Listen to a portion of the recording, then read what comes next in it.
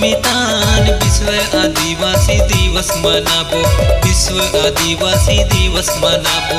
सुनो ग संगी मोर सुनो किसान, विश्व आदिवासी दिवस मनाबो, विश्व आदिवासी दिवस मनाबो।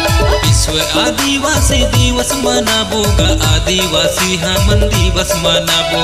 आदिवासी हमन दिवस मनाबो ग आदिवासी हमन दिवस मनाबो। आदिवासी हमन दिवस मनाबो ग विश्व आदिवासी दिवस मनाबो। सुनो ग संगी सुनो किसान, विश्व आदिवासी दिवस मनाबो।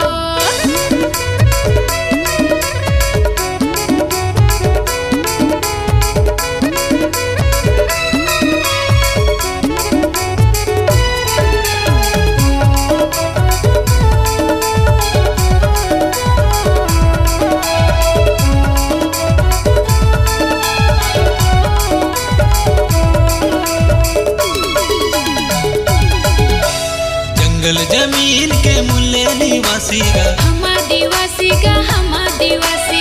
बूढ़ा देव के सेवा करिया गा हम आदिवासी गा हम आदिवासी।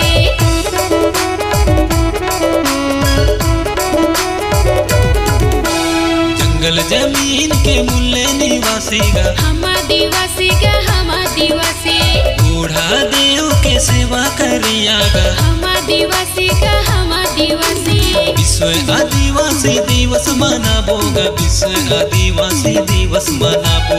आदिवासी हमन दिवस मनाबो ग विश्व आदिवासी दिवस मनाबो। सुनो ग संगी सुनो किसान, विश्व आदिवासी दिवस मनाबो।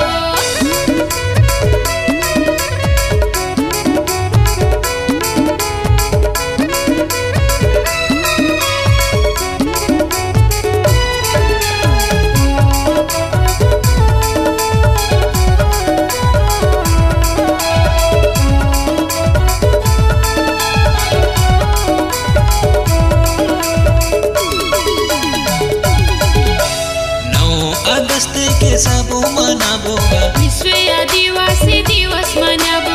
मिलजुल के सबो मनाबो गा विश्व आदिवासी दिवस मनाबो।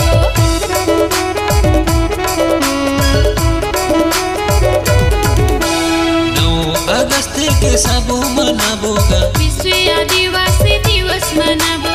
मिलजुल के सबो मनाबो गा विश्व आदिवासी दिवस मनाबो। विश्व आदिवासी दिवस मनाबो गा आदिवासी हमन दिवस मनाबो। विश्व आदिवासी दिवस मनाबो गा विश्व आदिवासी दिवस मनाबो। सुनो ग संगी मोर सुनो मितान विश्व आदिवासी दिवस मनाबो।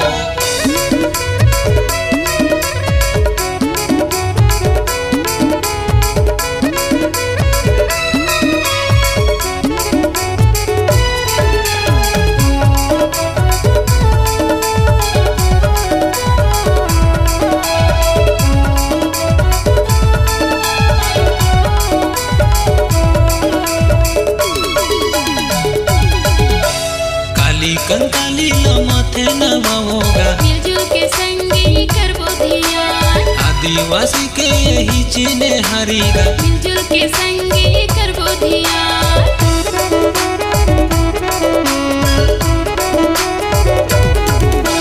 काली कंकाली माथे नवाओगा मिलजुल के संगी करबो ध्यान। सगा समाज ला सेवा जोहारोगा मिलजुल के संगी करबो ध्यान।